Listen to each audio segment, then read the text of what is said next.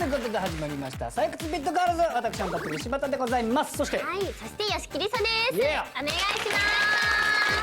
さあということでございます、もうだいぶ慣れてきたっていうことでね、そうなんですもう3回目ぐらいになってくるとですね、ねえスタッフさんもですねすごく少なくなってきました初めはねこの事務所の奥ねいっぱいいたんだよ。皆さんのねその月の方とかもそうだし、いや、3分の1ぐらいですね、今。今日なんか僕のマネージャーと、はいねでしかもその勉強したいって言ってでビットガールズにももしかして入れるかもしれないっつって女の子見学しに朝からシャープ1見たらもう分かったのかな、2、3見てないからね。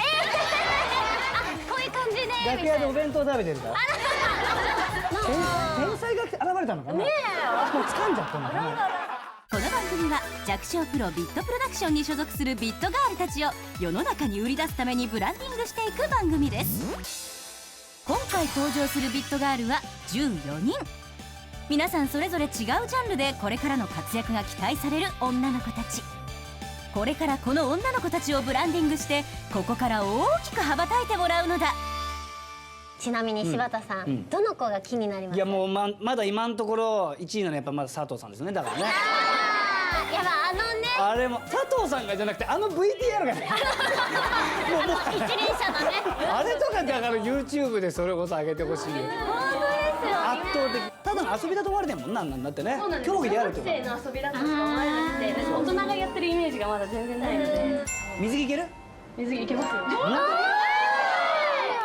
水着とコンバースで。胸ない大丈夫。それ白星さんが教えてくれるから。ちっちゃいカップを大きく見せる技を。大丈夫教えてくれるから。いいですね。ということで、ビットガールズたちは結構さまざまな業種に分かれているんですけれども、そんなビットガールズが活躍している業界あるある、いわゆる業界のエピソードをちょっといろいろ聞いていきたいと思います。そうなんだね。はい。あなただけしか知らない世界、業界の常識は非常識。なるほど。専門分野の常識の中には他人が聞いたら何それ嘘っていうことありませんか？今回はせっかく各業界にいる女の子たちがこれだけ揃っているので、そんなここだけの秘密の話を聞いちゃおうと思います。まずはこちらの非常識、どうぞ。二大派閥の争い。はい。私のとこだと思います。争うことなんかある？まずは高坂きのさん。彼女はプラモデルを作るのが得意なプラモデルアイドルなのです。プラモデルにも種類があるんですよ。で、大きく分けると2種類で、それが分かりやすいガンプラとかキャラクターのモデルっていうんですけど、二次元を作っているものと、もう一つがスケールって言って船とかお城、そうです、お城とか戦車とか実際にあったものを作るもので分かれるんですけど、それがなんかスケールの人たちは真実に基づいて作るのが好きなので、空想で作られてるおもちゃだと思っていて、こうだからキャラクターのキットは全然プラモデルとして認めないみたいなことを普通に言っちゃうんですよ。小せそうですよね。だからスケール落としてるから小さいんですよ。だからスケール落としてるから。いやでもスケール落としてるから小せっていうのを二次元組が言っちゃダメだよ。スケール組を受け入れなきゃ。そうですね。そうなんです。私は縮小しないよって言ってあげないと。スケールの人たちは結構ご年配の方が多くて、すごいおじいちゃんで70代の人もいれば、ちょっと若めの人でもやっぱおじさまで40後半だったりとかするんですけど、キャラクターで40より若かったりとかするので、そこのラインがあるんですよ。そこのラインなんだと思いますか？ファーストガンダムの世代かじゃないか。そうファーストを見てる人たちはちっちゃい頃からキャラクターのガンプラを作ってるのでそっちが好きじゃない人はもうなんか戦争とか言うとあれですけど、史実に基づいたものを作りたいっていうのに分かれちゃってる。いいじゃんね、そのプラモを愛す心っていうもので通じればいいのにね。そうなんです。どっちも作ったら楽しいんですけど、なんかそれをなんかこう反発してやってるのいで。やもっと融合していかなきゃダメ。そうお城から出てくるガンダムみたいなのをもう作んなきゃダメなんだって。それ面白いってそうそういうのやんないとダメなんだよ。続いての業界あるある、こちらです。感じやすくなる。なんかちょっとセクシー系？どなたでしょうか？はい。あら。うわ怖いやつかー。怖いやつかー。山口彩子27歳。彼女の職業は世にも奇妙な怪談師。やっぱりその怪談師を始めまして、やっぱりすごい敏感になったんですね。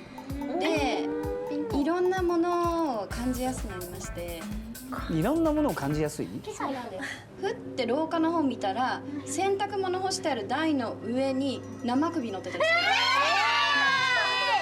干してない？干したんじゃなくて？本当に自分で干してない？びっくりしたんですね。で、ちょっと待ってと思ってバッて見たら、普通に自分がね昨日置いたキャップだったんですよね。よかった。やめてよ。っていうなんていうんですか、全部怖いことに思えてしまうんですよ。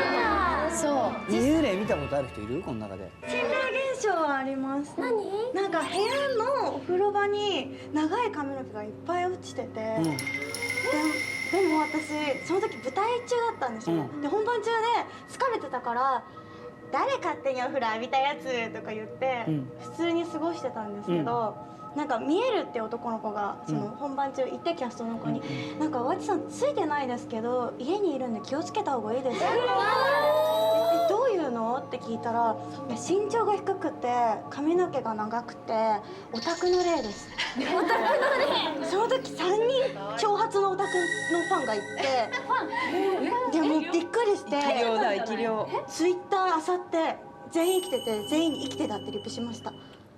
あ、じゃあ生きてたのね。生き量で。生き量だったのね。生き量ですかね。生き量って髪の毛抜けんの？もう何の話か分かんなくなっちゃったね。お家に入ってたんだと思う。かな。でももうショートヘアなんですけどずっと。泥だよ。泥全然大したもんねえからチクシャーって言ってやってる結果どうしたの？とりあえずシャワー浴びて。でも生き量って水っぽいっていう特徴があるんでお風呂場に出たんですよね。出やすいんですか？じゃあ続いてはこちらです。どうぞ。とにかくお金にならない。うん。どれ？どなたでしょう？はい。あ、佐藤。あ、そうか。そうなんですよ。一輪車。はい。佐藤さんはなんと20歳にして一輪車競技の世界ではチャンピオン。そんな彼女がなんでお金の話を？大会に出て優勝とかしても、一切賞金がないんですよ。何が好きで出てんのじゃ？いいよ。大学とか。今回世界大会が木のメダルで、なんかもう色とか木なんですよ。全部1位でも2位でも3位でも木なんですよ。だからなんかせっかく優勝したのに金メダルじゃなくて金メダルかよ。そうだよね。金メダル。色も変わんねえしな。ねそうなんじゃないとすんだよね。と思って。だって遠征費とかもだって自腹で行かなきゃいけないわけでしょ。だってお金出ないってことは。全然だから。前回の大会の自腹費をいくらぐらいですか？大体でも合わせて50万はいける。50万出してぶっちぎりで勝って金もらって帰ってくんだよ。何これ。だからもうこれ言っちゃったらもう本当に元も子もないけど、やっぱシルク・ドゥ・ソレイユに転向。でも後々ね。先輩はなんか木下サーカスに就職したんですよ。すごい。マジで？はい。だからシルク・ドゥ・ソレイユにも何人か行ってる人はいて、でもその短期みたいな感じなんですけど。でもなんかスポーツ用品とかスポンサーつきそうですけどね。つける。もう一社もついてない。頑張るマジで。本当ですか？スポンサーめっちゃ探してます。で俺の全力疾走とどっちが速いかみたいな。チーフ VS。あるよね。ありえますよ。まず吉木りさを倒してもらう。私頑張りますよ全然。そういうのもいいのか。ねえ。じゃあ続いてこちらでございます。どっちなんだのよ結局のとこ。温泉ロケはきつい。うん。どなたでしょうか？あ、わしちゃん。元気よく手を挙げたビットガールズのムードメーカー和知司。 H カップを武器にグラビアを頑張っているんです。しかしなんできついの？いや私今年のお正月にドッキリで4歳ロケして、それでいろんな人に知ってもらったんですけど、それきっかけで冬だったので正月でその後に温泉のロケがすごい多かったんですよ。で今年東京雪が降った時とかに外でバスタオル1枚でとかしてちょっと老け感が欲しいから濡れてほしいって言われて、でも濡れてもう寒いじゃないですか。でも湯気がちょっと良くないねとか言って水かけられたりして。リサちゃんなんかもあんじゃない？私あんまり温泉ロケしたことなかったんですけど、1回だけして、その時スタイリストさんがちゃんと分厚いタオルにした方がいいねって言って用意してくださったんですよ。でこうつけるじゃないですか、で浸かるじゃないですか、で上がるじゃないですか、すごいもう落ちそうになっちゃってそう重くて本当溺れる時の洋服の重さみたいな。あ、だからそこも考えなきゃいけないな。そうなんですよ。ポロがある大変でした。そうポロリになりかけて大変ですよね。はい、皆さんもしかしたらあるかもしれませんからね、今後この世界にいたら。ではじゃあ続いてはこちらです。結婚はほぼ諦めた。朝倉さん。朝倉さんです。手を挙げたのは朝倉香織。バルーンアーティストでありながら会社を経営する美人社長。夢を作る仕事の彼女が一体どうした？まあ今バルーン何言っちゃってんのって感じだけど、28でしょ？28でさ、バルーンやってて社長で。ねえ、全部持ってますよ。いやー、それがその結婚をねできないとされる条件っていうのがやっぱいろいろ揃ってるわけで。何が？バルーン屋さんを始めるときに、まず私はこう融資をね、借金をして始めてるわけですよ。借金もある。で会社を始めた起業した女社長だ。で、一人暮らしも始めました。で犬拾ったんで犬も飼ってます。で車もねあります。である程度忙しい。遊ぶ時間あんまりないですってなったらやっぱそんなに出会いもないですし、ね、ダメを好きになっちゃいそうだな。わかる。ダメを育てる条件と一緒なんだよね。確かに。でもいつも家にいてくれて何にもしてないけど「おかえり」とかって言ってくれる人に癒されちゃったりするんだよね。そうですね。まさにそんな感じですね。でも営業先とかなんか取引先の人とこう出会いとかないんですか？それがまあ逆にそういう打ち合わせって言われてバルーンのこと話したいですって言われて行ってみたら、口説かれたりとか。いいじゃん結婚できる。違うんですよ。本当にあれですよ。おじさんですよ普通の。イケメンじゃないからだもん。イケメンかじゃないかとかじゃなくて、なんか本当にだってなんか初対面ぐらいの人とかで。私はバルーンの話をしに行ってる。がっつり仕事のモードで行ってるから結構かしこまっていくんですよ。なんかこういろいろ説明してるのに全然違う話に持ってかれてどんどん。私はそういうモードじゃないでもです。すごいね、バルーンの話からさ恋愛に持ち込んで最終的に告白するってその後のトークの技術すごいよね。確かに。逆に学びたいんだけど風船の商談から告白まで持っていけるなかなかの技術よ。会いたいだからチャンスがねえことはねえんだって。それは自分の中でそういう条件を言い訳にだから私は結婚できてないんですって言ってるだけだよ。そのうち彼氏もできるし。で最近までいたろどうせ最近別れたてか最近な。別れたな。そうですね。ああもう柴田さん、ねどうしてわかるの？分かんないんだよ。そういう不思議な力だけあるんだよ。嫁さんだけ分かんなかった嫁さんの行動だけ分かんなかったなぜあっちの方がいい。続いてはこちらです。パンツをチェックされる。誰これ？コスプレイヤーの世界大会で優勝経験を持つ白星夏美。そんな彼女が語るコスプレ界の非常識とは？コスプレイベントにおけるちょっとルールではあるんですけど、パンツの上に見えてもいいようなボクサーパンツって、ああいうの履いてるかどうかっていうのを女子更衣室出るときにスタッフさんが立ってて「スカート上げてください」って。もうそれのチェックして履いてる。でどっちならいいの？履いてた方がいいの？履いてない方がいいの？履いてたらいいです。履いてたらいいの？なんか盗撮とか、ちょっとイベント会場では過度なな露出はやっぱちょっと禁止されて盗撮どころかだって撮っていいですよじゃんだってまあそうなんですけど、まああそこのイベントパンツ取り放題だよみたいなのもちょっと良くなるので、まあ、一応はそういう規則があって、その更衣室から出る時にそれを履いてない人とかは多分ちょっとそのイベントには参加できない。今は私も履いてます今。今履いてるんですか？今も履いてます。あれレースクイーンやってる時とかどうだったの？レースクイーンもすごい写真撮り放題じゃんしかもすごかったやん。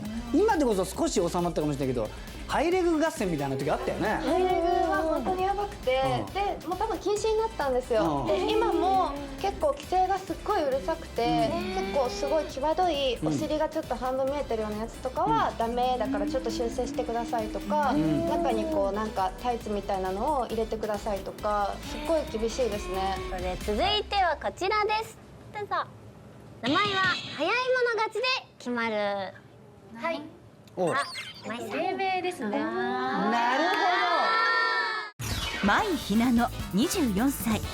彼女は今年6月まで宝塚で活躍していた元宝ジェンヌなのです。女の園宝塚のここだけの話、気になります。ひなのはあ、自分でつけました。これ芸名？はい、芸名です。舞ひなの。これ当時からの芸名そうですですね。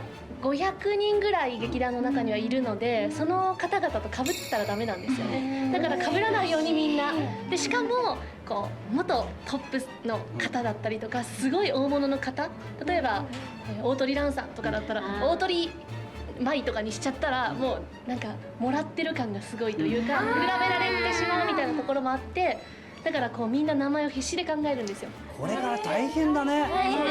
2年目の夏休みに宿題考えるんです。絶対株なの。私3月3日が誕生日で、ひな祭りからひなってつけたんですけど、禁止の名前とかはあんの？永久欠番じゃないけどさ。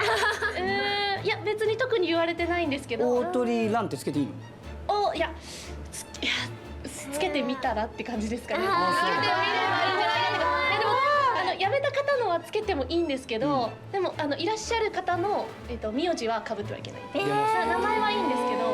何回ぐらい却下されたんですか？私は2回却下されて、3回目でもともと何？もともと1回目が綾戸舞香ってつけまして、おいいじゃん。いいですか、うんそれはいちごが舞って読むっていうのがそうした感じで出ていて、で舞の花、いちごの花で舞香で、まあ上は画数とかを合わせてもう適当に綾戸舞香にしたんですけど、ちょっと舞香が読めないと却下されて、はい、で2つ目がちょっとまあ言えないんですけど、つけたんですけどね、通ったんですよ。2回目の名前で通ったんですけど、ちょっと同期の中でそっくりな名前の子が出てしまって、その子が結構怒っちゃったんですよ。で私が2回目に出してて、その子はもう1回目で通ってたんです。で大体ほとんどが1回目で通ってるんですけど、私が2回目に出したから、そうなんです、すごく2文字ぐらいしか変わらない。タラタラタラタみたいな感じで、もう響きも一緒っていう感じで、それですいませんお願いします変えてくださいって言って職員室に言いに行って、そしたらもういろいろこう印刷物も刷ってるしもうダメですって言われたんですけど、どうしても双子みたいになってしまうのでお願いしますって言って、じゃあ明後日までに考えてきてくださいみたいなよかったね。感じでバババってつけた名前なんですけど、それから数年後にその子と私とそっくりな芸名の子が入ってきて、だからやっぱり似るんだなっていう。似るよ。似ちゃいますよ。しょうがないよ。私の同期でも名前が純の子が3人いて、名前は被ってもいいんですか？名前は被っても大丈夫。まあそれはね。だからもうルルシみたいにさやっちゃえんだよ。ねえ。そう。でもララ私たちみたいな。それでは続いてはこちらです。どうぞ。これか社会。何これ。おそらく。ね、てか私服そういう感じなんだよ。可愛いです私服そういう感じなんだよ。毎日着物を着てるわけでは。あ、そうなんだ。可愛らしいんだよ。しかも。日本舞踊の大川瑞希さん。2歳から日本舞踊の世界で舞い続ける彼女が思う日本舞踊界の非常識とは？これはですね、日本舞踊にはおさらい会というものがありまして、いわゆる発表会の場ですね、はい、そのパンフレットってお客様に配られるじゃないですか。でその演目の最後の後ろのページに出演者一覧のこうお写真とお名前がこうバーって出てるんですね。でそのお写真がこう大先輩の方々ばっかりで、こう私なんかもう本当に年下最年少の方なので、やはり小さい頃から変わってないお写真がたくさんあって、ちょっと実物の方を拝見してもどちらにいらっしゃるんだろうっていうこともあるんです。それでも言えないもんな、先輩にね。今も大丈夫かなと思って。先輩写真変えても気づかないじゃんみんななんて。言えないですけど。でもタレントさんもずっと宣材写真変わらない方、芸人さんとか多いですよね。俺ももう十何年前の。ですよね。しかもそれなんか前の宣材写真があって、まあそれがもうあまりにもやっぱちょっと変わってきちゃってるから、入りたてのもうその日に撮ってるの写真だったのね。で少しやっぱタレントの顔にもなってきたから撮ろうって言って、でも俺たちその日に撮るって聞いてなかったから、もう帽子もかぶってるし、もうトレーナーみたいでもう適当な感じで、でその時の社長がもう本当にそれで写真撮れるんですかみたいな彼が持ってきて、壁立て壁にパシャ、はいこれでいいよみたいな、それを俺が加工するからみたいな。で顔のこんな切り抜きの写真にここにヤシの木とか入ってるのどんなセンスだよ、どんなセンスだよっつって急に背景ハワイみたいにしてきて、バカじゃんプリクラだよ。で後ろは殺風景にしてくださいって言ったらレンガで作ってきたの。全然可愛くない。それでは続いてはこちらです。どうぞ。給料未払い多お何これ。なんと18歳でアイドル事務所を経営するミニスカポリス結城千佳。社長の彼女だからこそ大きな声で言いたい地下アイドル界の問題構造とは。結構アイドル界では給料の未払いが多発してて、そうなんですよ。私も去年いたアイドルユニットで半年ぐらい給料の未払いが発生しまして、じゃあそれもらえんの？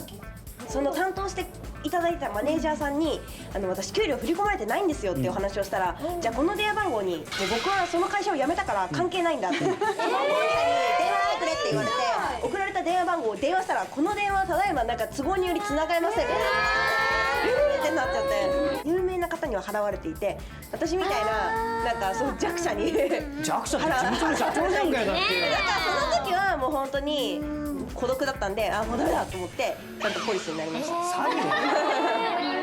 実際未払い額ってどのぐらいなんですか？初めの3ヶ月間はもうライブ活動だけだったんですけど、後半3ヶ月で撮影会をやっていたので結構30万とか40万。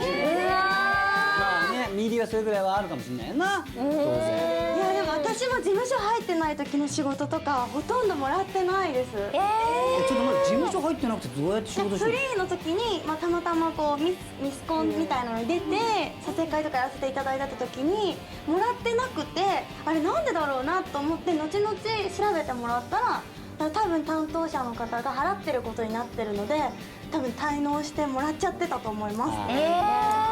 中間が中抜きしたってことだな。でもうそういうことがあったんで、結構業界の子とかにも何なんだみたいな感じでツイッターとかにも書いてたら怖い怖い。そうでもチカにそれはよくある話なんだよって言われて、よくあるんだみたいな。 DVD とかもプロモーション費だみたいな、プロモーションのために出してるから絶対ギャラ発生してるのに、お前を売り出すためにこっちは仕事取ってきてやったんだから0円で出ろみたいな言われるこの問題で。それでは続いてはこちらです。むちゃくちゃ叩かれる。誰？何これで DV？ しょう。どういうことですか？彼氏 DV なの？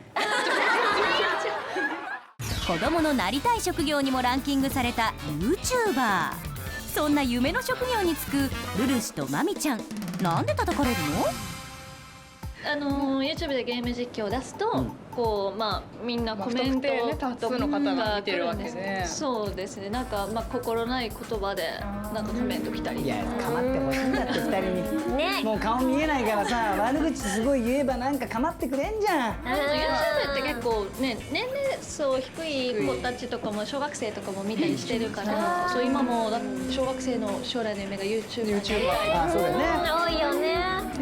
そのもう本当に教育的に良くない感じの。まあでもなんか小学生レベルとかあるよね。なんかうざい、うざい、キモい、うざいキモいはいいじゃん。そんなの悪口じゃない。今だからそういうところでストレスを発散してるのかな、小学生たちはみたいな。なんかちょっと心配になる。ちょっと闇感じます。逆に。優しく答えてあげなよ。ゲームの実況してる瞬間のさ、何が急にキモいの？確かにキモい瞬間があるんだよ。しかもこんな可愛いのに。なんか叩きたいだけなんだけど。そう、なんかやっぱ構えてほしいんじゃない？でも結果再生回数が上がってる。そう、1個。そう。そうですね。アンチもあざんすみたいな。あざんす。でもアンチがいなかったらやっぱ味方ってつかないからね。そうですね。そう。だからそれでいいと思うんだよね。全然ね、気にしなくて。でそれもまた味方に変えなっちゃう。あ、ごめん、普段俺可愛いの。普段の俺出ちゃった。俺普段は可愛いんだ。ごめんなさい。それでは続いてはこちらです。どうぞ。あまり夢がない。誰これ？元も子もない。ちょっと。サムさん困るよ、あなたスターエースなんだから。これはスタッフの人の悪意なんですよ。長身美人でキャスター、ビットガールズのエース佐野真也。